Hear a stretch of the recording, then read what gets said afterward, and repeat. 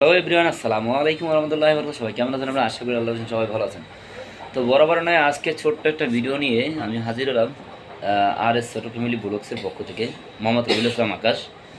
দেখতে পাচ্ছেন আমার হাতে মবের লাঠি। এই মব দিয়ে আমি কী করবো বলেন? এই মব দিয়ে আজকে আমার সম্পূর্ণ ঘরটাকে আমি মব দেবো। অর্থাৎ মব বলতে গিয়ে পরিষ্কার করা হয়ে গেছে, ঘর একটু আগে ঝাড়ু দিয়েছি। এখন শুধু আসে ঘরটাকে একটু পরিষ্কার করে পানি দিয়ে ভিজানো, ওটা পরিষ্কার করলে ঘরটা চকচকে করবে। তো আজকে আমি সংসার কী কী কাজ করবো, আপনার ভাবি কী কী কাজ করছে অবশ্যই দেখে থাকুন এবং সঙ্গে থাকুন, পুরো ভিডিওটি না টেনে দেখবে অবশ্যই ইনশাল্লাহ। এদিকে আমার বউ সে বসে আছে তার বাবুকে নিয়ে বসে আছে, দুজনেই বসে আছে। আর আমি এদিকে সংসারে কাজ করছি। আপনারা তো জানেন যে ছোট্ট মানুষ যদি যদি ঠান্ডা লাগে একমাত্র মায়ের কাছ থেকে ঠান্ডা লাগে, কারণ মা এমন একটা জিনিস, তার কাছে ঠান্ডা লাগলে কিন্তু বড় অবস্থা খারাপ হয়ে যায়। কারণ মায়ের যদি ঠান্ডা লাগে বাচ্চার কিন্তু ঠান্ডা লাগার সম্ভাবনা থাকে। এর জন্য আমি আপনার ভাবিকে সবসময় পানি থেকে দূরে রাখি। আর পানি থেকে দূরে রাখি এর জন্যে যে পানি লাগে দেখা গেল কি তার ঠান্ডা লেগে গেলো, সাথে তার বাবুটারও ঠান্ডা লেগে গেল। এটা হলো বিশেষ মেন কথা। যাই হোক, আপনার সঙ্গে থাকুন ও দেখতে থাকুন আমার ভিডিওটি। আজকে আপনার ভাবি কী কী রান্না করবে, আমি কি কি করছি, এটুকু আপনি দেখতে থাকুন। আর বিশেষ করে আজকে যারা জুম্মার নামাজ, অর্থাৎ শুক্রবার জুম্মার নামাজ অবশ্যই সবাই পড়তে যাবেন, মুসলমান যারা আছেন। আর হিন্দুরা অবশ্যই তারপর প্রার্থনা করবেন এবং আমার ভিডিওটি দেখতে থাকবেন। দেখেন আপনার ভাই কিভাবে পরিষ্কার করতেছে। সব পুরুষদের এমন করা উচিত, যাদের স্ত্রী অসুস্থ থাকে তাদের মানে ঘর বাড়ি সবসময় পরিষ্কার করা রাখা উচিত। যেমন আমার হাজব্যান্ড আমার প্রতি অনেক মায়াশীল হয়। একটা নিয়মই, হাজব্যান্ড তার স্ত্রীর প্রতি মায়াশীল হবে, স্ত্রী তার হাজব্যান্ডের প্রতি মায়াশীল হবে। দুজনেই যদি কঠোর হয়, কেউর প্রতি কেউ যদি মায়া না থাকে, সে কখনো মানে হতে পারবে না, সংসার করে খেতে পারবে না। হাজব্যান্ড অসুস্থ হলে স্ত্রীকে বুঝতে হবে, স্ত্রী অসুস্থ হলে হাজব্যান্ডকে বুঝতে হবে। যদি হাজব্যান্ড স্ত্রী অসুস্থ হলে চ্যান চ্যান ব্যান ব্যান যদি করে, সেটা হয় না, তাই না বলো? যখন আমি প্রেগনেন্ট ছিলাম আপনার ভাই অনেক কাজ করছে। তারপরে আমি যখন আমার সিজার হয়েছে তখন তো বাবুর সাথেই ছিল, ও আইসিইউতে করেনি। আমার আমার শাশুড়ি ছিল, ননদ ছিল, হ্যাঁ হ্যাঁ আমার মা ছিল, তারা করছে। তো এখন তো তারা নাই, তার জন্য সেই করে। আর আমি কম বেশি করি। হ্যাঁ হ্যাঁ, এগুলো ধুতে হবে বাবুর। আমি কালকে কতগুলো ধুইছি। তোমার ছোট বাচ্চা তো বারবার মুতে, আর শীতের সময় বারবার মুতে। রাতে আমরা পাম্পাস দিয়ে রাখি, এই দিনের বেলা পাম্পাস দিই না, কেন দিনের বেলা ওই যে খোলা রাখি বাতাসটা যাওয়ার জন্য। আর সবসময় যদি পাম্পাস পরে জায়গাটা চুলকানি হয়ে গা হয়ে যেতে পারে। ছোট বাচ্চা কখন কি হয়ে যায় কোনো কিছু বলা যায় না। আর আজকে কি কি রান্না করবো? আজকে বেশি কিছু রান্না করব না। আপনার ভাই যাবে বাজারে, যাবে 14 নম্বর। এখন সময় নাই দেখা বাজারে যাইতে পারে নাই। ঘরে লাল শাক আছে আর চিংড়ি মাছ আছে, এই দিয়ে আজকে ভর্তা বানাবো, দুপুরে খাবো, আবার রাতে রান্না করব, তাই না বলো? আপনার ভাই এখন সময় নেই, কেন বাজারে গেলে ঘর গুছানো হবে না। আর বাজারে না গেলে ঘরটা গুছিয়ে ফেলবো, বলতেছে আজকে ফ্রিজে যা আছে তাই রান্না করবো। আর জুম্মার দিনে এমনি সবাই লেট হয়। আর কালকে আমি 1টা বাজে ঘুমাইছি। এই যে বাবুরে আপনার সন্ধ্যা থেকে ঘুমায় রাখছি, তো 9টা পর্যন্ত ঘুমাইছে না, আর রাতে ঘুমায় না। এই খেলতেছে, এখনো খেলা খেলতেছে। ওরা রেখে কি ঘুমান যায়? কখন কি হয়ে যায়, মুখে কাপড় টুপড় দেয় কিনা বা কিছু করে কিনা, বমি টমি করে কিনা, এজন্য আর ঘুমাই নেই। ওরে নিয়েই ঘুমাইছি। তাই আজকে আপনার ভাই বলতেছে আজকে লাল শাক আর শুটকির চিংড়ি মাছের ভর্তা বানাও, এটি দুপুরে খাই। আর বিকালে তো যাবো বাজারে, তখন বাজার করে রান্না, রাতে রান্না করুন। আমি আচ্ছা ঠিক আছে, কেন ঘরের কাজ আছে বাজারে। তোমার ঘর পুষতে হইলেই যাবো, তুমি গোসল টুসল করে আসো, বাবুরে ধর। আমি তো সব কাজ করা শেষ, আমাদের এখন রান্না করলে এই কাজ শেষ, তাই না? ভাত হতে বেশি সময় লাগবো না, এমপি গ্যাস তো। আচ্ছা ঠিক আছে, দেখতে থাকেন আমাদের ব্লগ টুক আর আমাদের সাথেই থাকুন। ইতিমধ্যে আপনার ভাবি রান্নাবান্নার কাজ শুরু করে দিচ্ছে, দেখতে পাচ্ছেন। সে আলু কুচি করছে, হ্যাঁ। আচ্ছা, আলু দিয়ে কী রান্না?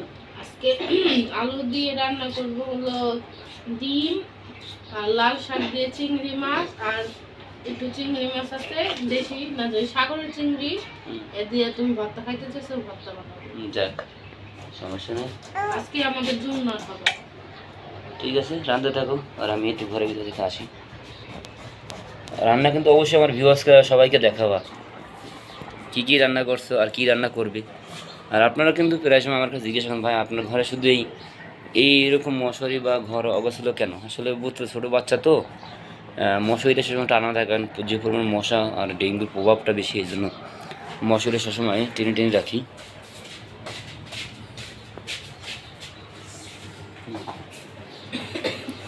এদিকে সব মশামশি করে সব কিছু কমপ্লিট করে ঘর মর আমাদের ভাত রান্না করতে এখন ভাবি, ভাত দেওয়া হয়ে গেছে। আর আমি এদিকে ধোয়া ফালা করে সব কিছু রোদে দিয়ে দিছি। আশেপাশে মানুষ অনেকে নামাজে গেছে, কিন্তু আজকে আমি একটু কাজ করছিলাম, যার কারণে নামাজ যেতে পারি নাই।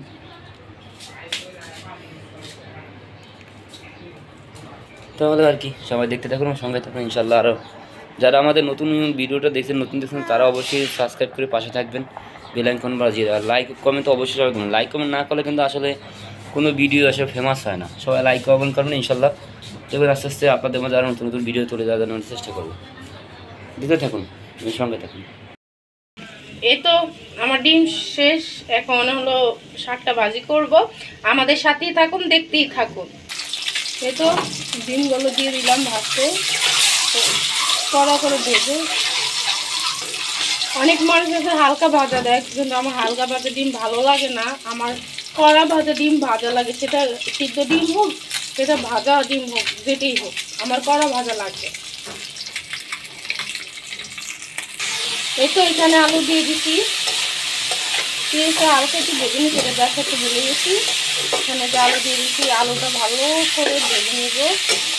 এখন আলুটা আর একটু লবণ দিয়ে দেবো।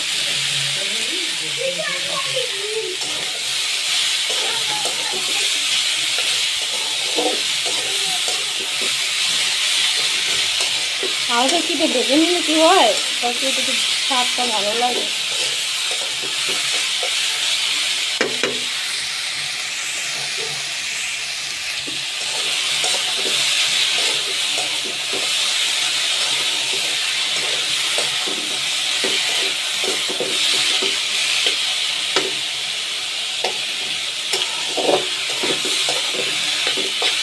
আমাদের সাথেই থাকুন, দেখছি রান্না করে ফেলছি, দেখাইতে পারিনি যখন ভাই একটু তার বাড়িতে কথা বলতেছিল, তার জন্য।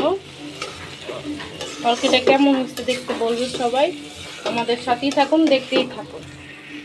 তো এখন লাল শাক ভাজি করবো, তার জন্য পেঁয়াজ, কাঁচামরিচ, রসুন, চিংড়ি মাছটা ভালো করে ভেজে নিতেছি।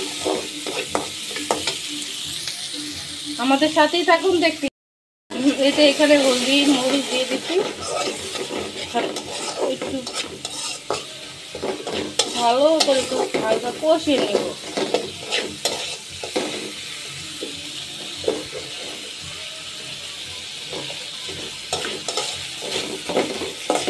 শাকে একটু বেশি তেল, একটু বেশি রসুন, বেশি কি জানি বলে পেঁয়াজ, কাঁচামরিচ দিয়ে একটু বেশি রানলেন ভালো লাগে। আর এখানে সব লাল শাকটা দিয়ে দিচ্ছি। এটা একদম ছোট লাল শাক, এটা আমি কিচি কিচি নিয়ে করে নিচ্ছি।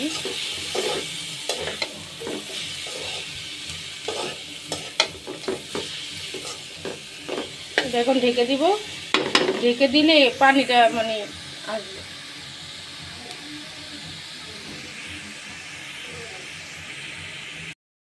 তো এখানে একটা পানি উঠে আসছে,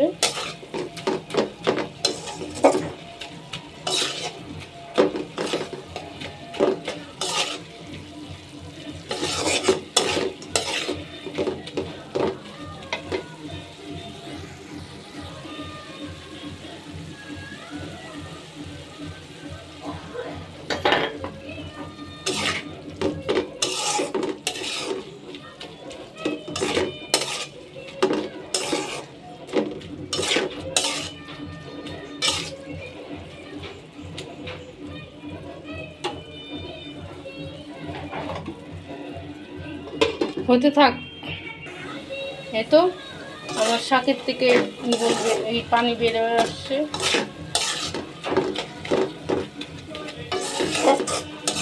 লাল শাক দিয়ে চিংড়ি মাছ যে এত ভালো লাগে, জানি না যে কার থেকে কেমন লাগে, কিন্তু আমার তো খুব ভালো লাগে লাল শাক দিয়ে চিংড়ি মাছ।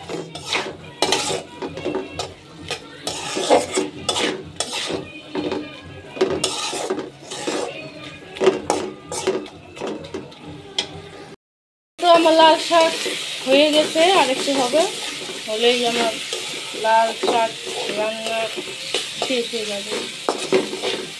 দেখে মনে হচ্ছে মজা করবে।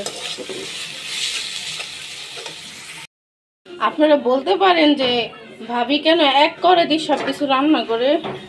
মেন কথা হলো যে গ্যাসের চুলা এটা এমপি গ্যাস, মানে কি বলে সিলিন্ডারের গ্যাস, মানে মোটা কড়াইতে রান্নে আপনি গ্যাসটা প্রচুর লাগে, মানে বেশি লাগে। আর পাতলা কড়াইতে রান্নলে সব কিছু তাড়াতাড়ি হয়ে যায়। যাদের এমপি গ্যাস তাদের একটাই কথাই বলবো, পাতলা কড়াইতে রান্না করে সব ঢেলে রাখবেন, তাহলে গ্যাসটা কম লাগবে। তো ভাতার জন্য পেঁয়াজ, রসুন, শুকনো মরিচ ভেজে নিচ্ছি।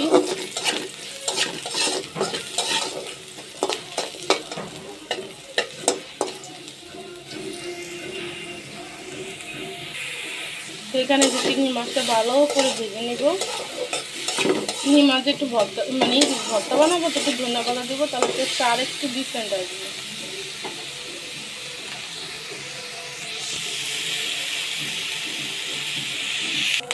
এই তো এখানে আমার চিংড়ি মাছ ভাজা হয়ে গেছে, এখন ভর্তা বানাবো। আমি প্রথম নেবো যেটা, সেটা হলো আপনার ভাবি রাঁধছে ডিম। আহা, আগে খায় মানুষে ভর্তা, ও খাবে ডিম। সাথে নেবো আপনার একটু কি বলে লাল শাক দিয়ে চিংড়ি মাছ। সুন্দর ভালো লাগছে মনে হয়। আজকে লবণ কম দিছি, তুমি চিল্লাও বেশি এর জন্য। আমি আসলে লবণ কম খাই, আমি লবণ বেশি খাই না, এই জন্য লবণ কম দিতে বলছি, জানি আমার খুব ভালো লাগে। একটু নিলাম, সাথে নেবো একটু ভর্তা, বাস এনাফ, আর কোনো কিছু আমি নেবো না। বাহ, আর আমার তরকারি আমার কিন্তু প্লেটটা সাজানো হয়ে গেছে। ভর্তা নিলাম, ভাজি নিলাম, আমি নিলাম কি ডিম। ওকে, ভাত কিন্তু কম নিয়েছি, অল্প, মানে অল্প ভাত নিয়েছি, মানে ভাতটা খাওয়া পেটে ভরা, তো তবে দুইটা ভাত খাচ্ছি আর কি। তো সবাই যদি আমি একটা কথা বলছি, ভাত খাওয়ার আগে বলি, আপনার ভাবি কিন্তু এটা কমেন্ট করতে বলছে যে কেমন হয়েছে, এটা করে খেয়ে কমেন্ট করে দিচ্ছেন না। ভর্তাটা মজা হয়েছে, শাকে লবণ কম হয়েছে, আমি নিজেরই ছেড়ে দিছি। আলু তরকারিটা মজা হয়েছে, ডিম দিয়ে আলু তরকারিটা মজা হয়েছে। ধন্যবাদ তোমাকে প্রিয়। তো আজকের মতো ভিডিওটা এখানে শেষ করছি। আল্লাহ হাফেজ, আসসালামু আলাইকুম রহমতুল্লাহি ওয়া বারাকাতুহু।